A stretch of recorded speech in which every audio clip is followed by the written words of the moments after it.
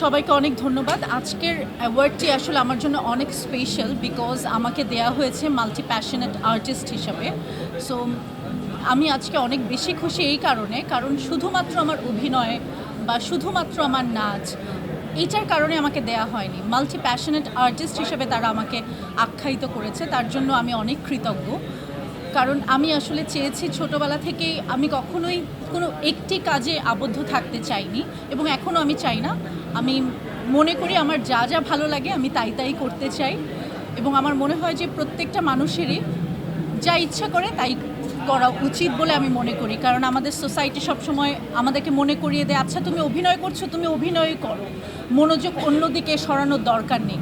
So আমার মনে হয় ওয়াই নট, আপনি যদি ছবি আঁকতে পারেন আপনি কেন ছবি আঁকবেন না, বা আপনি যদি ফুটবল খেলতে চান আপনি কেন খেলবেন না। একটা মানুষ চাইলে ইচ্ছা করলে অনেক কিছুই করতে পারে। তার জন্য আজকের অ্যাওয়ার্ডটা আমার জন্য অনেক বেশি আনন্দ।